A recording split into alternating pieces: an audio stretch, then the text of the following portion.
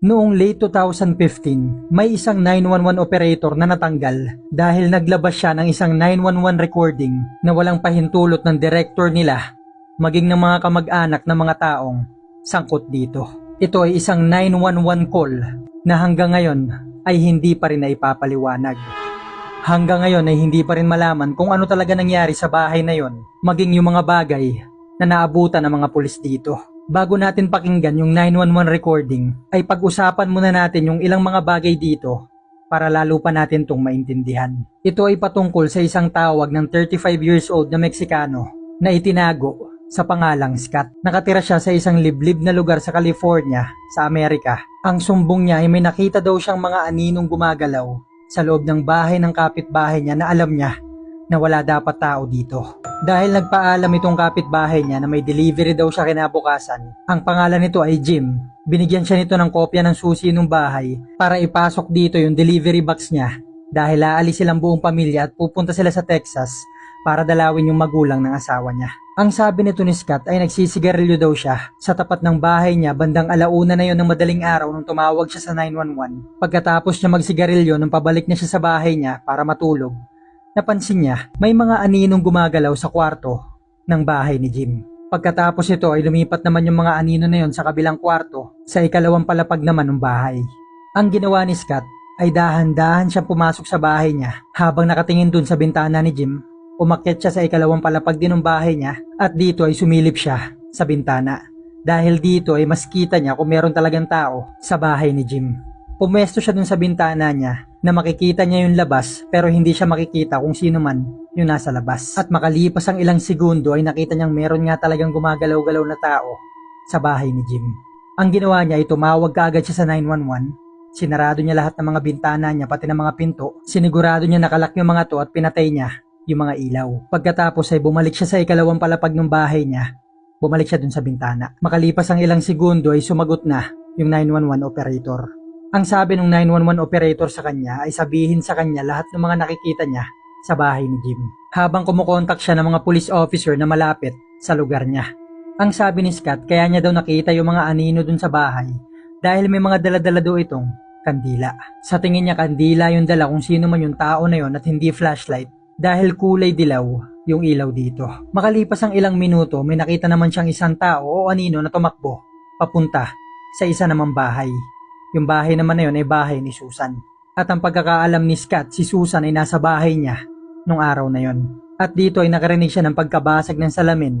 Ito ay salamin sa bintana ni Susan na mukhang dito na pumasok yung mga tao. Nagmadali siyang sabihan yung officer na nasa na yung mga pulis anong balita kung nasa na sila. Pero dun lang nalaman ng 911 operator na may malaki palang aksidente sa kalsada papunta sa lugar nila Scott. Ilang mga sasakyan ang nagbanggaan dito kaya lahat ng mga police officer nila ay nandun at hindi rin sila makadaan. Pero nasabihan niya na yung mga pulis dito na kapag makakadaan na sila ay pumunta kaagad sa address ni Scott. Makalipas ang ilang segundo ay nakarinig sila ng ilang putok ng baril. Ang sabi ni Scott yung mga putok ng baril na yon ay galing sa bahay na katabi ni Susan. So ilang minuto pa lang ang nakakalipas, 3 bahay na ang pinapasok kung sino man yung mga to.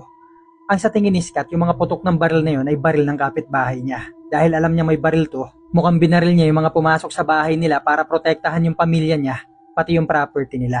Pero ang sabi ng operator, hindi sila sigurado dito kaya wag siyang aalis kung nasan man siya. Makalipas ang ilang minutong pagmamasid, nakita ni Scott na may mga ilaw na ng kandila sa taas ng bahay ni Susan, sa taas ng bahay ni Jim, pati sa kwarto ng bahay kung saan ang galing yung mga putok ng baril. At dito ay nakakita rin siya ng mga aninong gumagalaw, pabalik-balik. Makalipas ang ilang mga segundo, paunti-unti, palakas ng palakas, ay unti-unting nakarinig si Scott ng mga tunog. Para itong mga himig ng mga kumakantang mga tao. Mahina lang ito nung umpisa hanggang palakas na ng palakas. Narinig na rin ito ng 911 operator pero hindi nila maintindihan yung mga salita.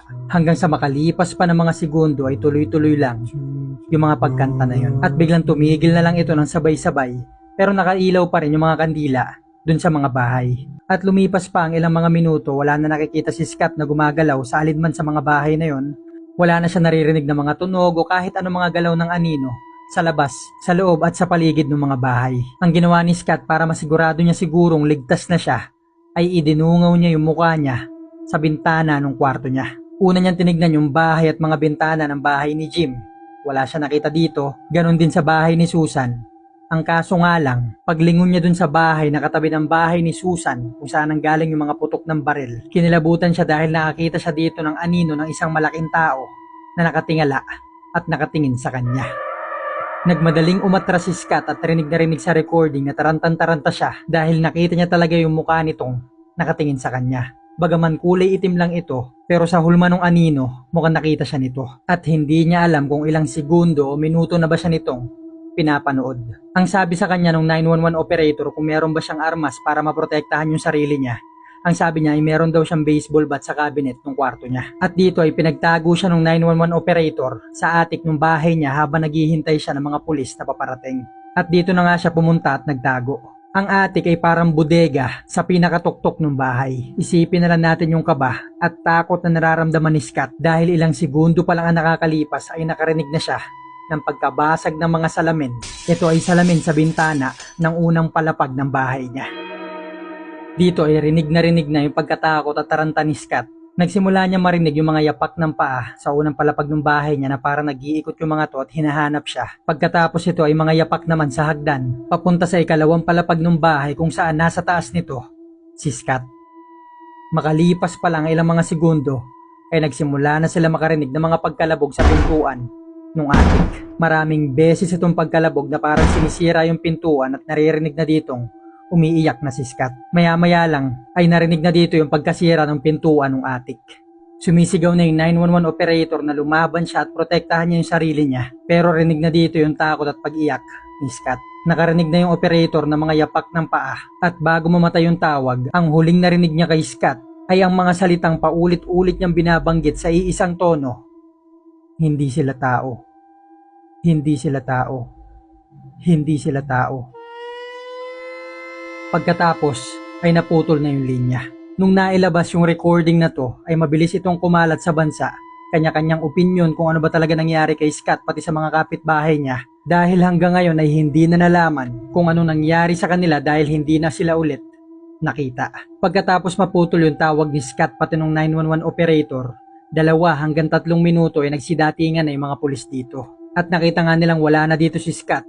Ang tanging naabutan lang ng mga pulis ay yung mga drawing na to sa sahig ng attic ni Scott na gamit-gamit ang dugo niya mismo. Pina-shutdown kaagad ng gobyerno yung recording dahil sabi nila ilabag daw ito sa batas dahil wala itong pahintulot ng direktor, ng gobyerno, lalo na yung mga kamag-anak ng mga taong sangkot dito. At dahil sa takot ng mga tao